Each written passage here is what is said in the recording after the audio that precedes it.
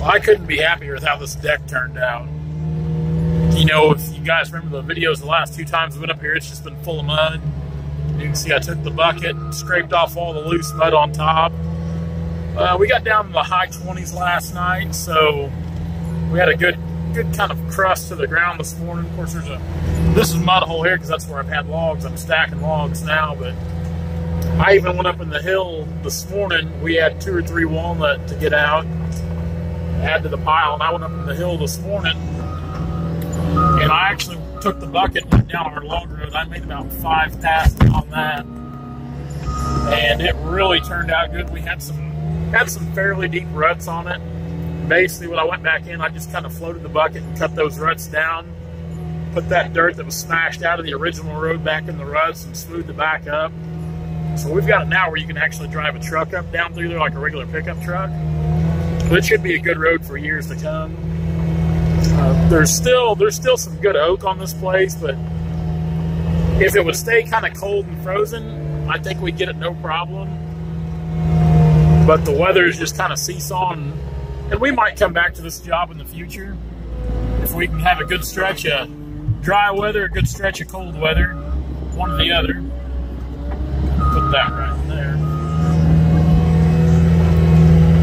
Be a pretty good pile of logs here by the time I get what I can stacked up. They're not all going to fit because we don't have the room, but the truck will start hauling them out tomorrow, probably, I think he said, which no big rush on that. We're headed home tonight.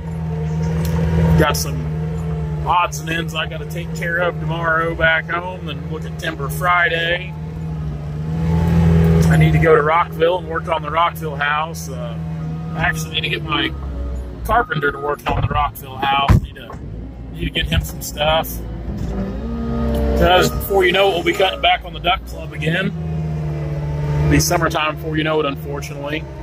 And I'd like to have my house there where I can live in it, because I've got 2 or 3 other jobs coming up there in the area, and of course I like it there, and need to get that where I can have it up and going. And really my plan next year, during the hunting season, duck season, I've thought about Airbnb in that house, because I mean, yeah, I love it. It's going to be an awesome little place by the time we get it done, but I'm not gonna stay there full time. I bought the place with the intentions of just having a weekend house. And to me, what better place to have a weekend house than Rockville, Missouri? Just super excited how this deck turned out after the cleanup. And before we leave the day, before we leave the job completely, we'll take the bucket and we'll try to go back through here and scrape up like that mud hole here. Try to scrape up some more on that mud hole. And we'll actually, we'll hit that road going up top again as well.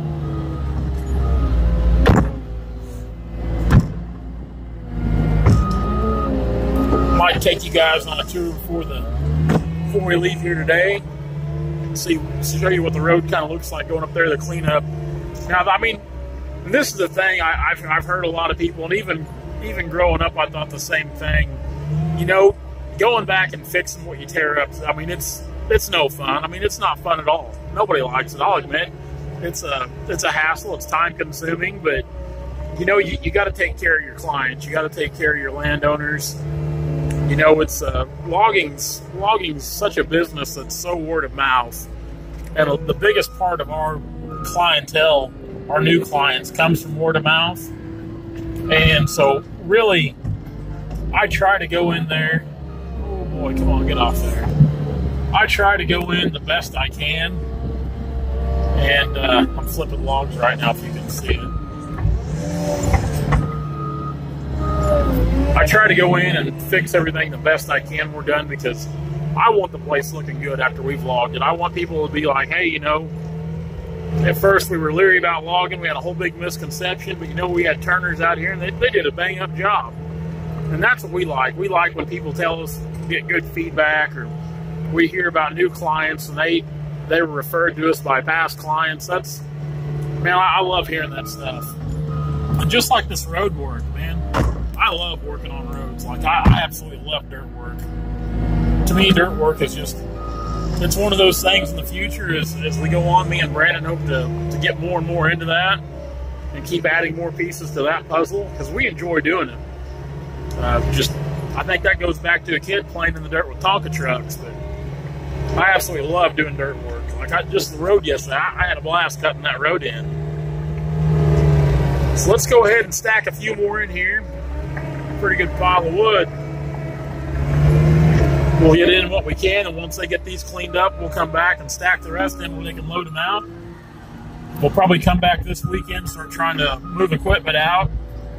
I was hoping to take the skid steer home with me today, but that's not going to happen. But that's a good way to bend my bent forks.